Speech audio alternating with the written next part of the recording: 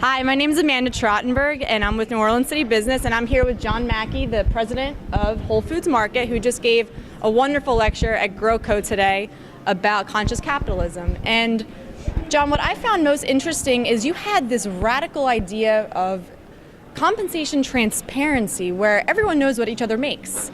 And if you could just elaborate on that, maybe the positives and the negatives, and why you chose to do that?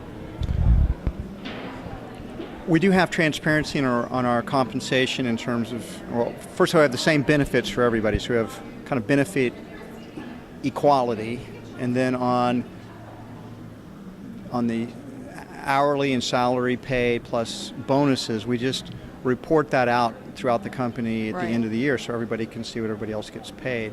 The big advantage of that is that it helps direct people to where the best paying jobs are, so they can sort of more easily track where they want to go to.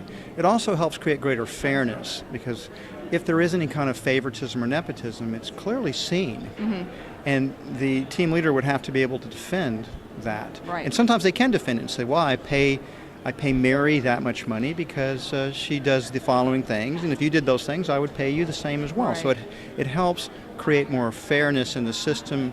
It helps direct people. I think it also cuts down on envy, which is, it gives legitimacy to the whole compensation system. You can see what other people are getting paid, and you can compare yourself to it, which is what people naturally do.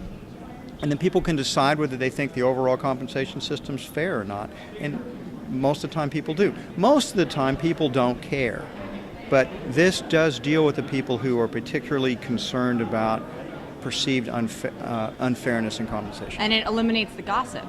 It does eliminate the gossip, that's right. And another thing you were mentioning is experimentation with business, particularly with the beer taps. And here in Louisiana, we do like our alcohol, and now Whole Foods, it's free flowing.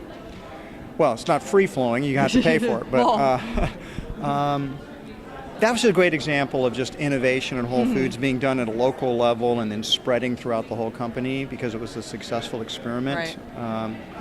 I do think it's been surprising how well the tap rooms and bars have done in the stores where it's legal. And you have to understand, in more than half the country, grocery stores aren't allowed to sell beer and wine. Even in bottles, let alone... It's hard to understand that here. I understand. It doesn't make sense to me, really, because it's usually, that's an example of crony capitalism.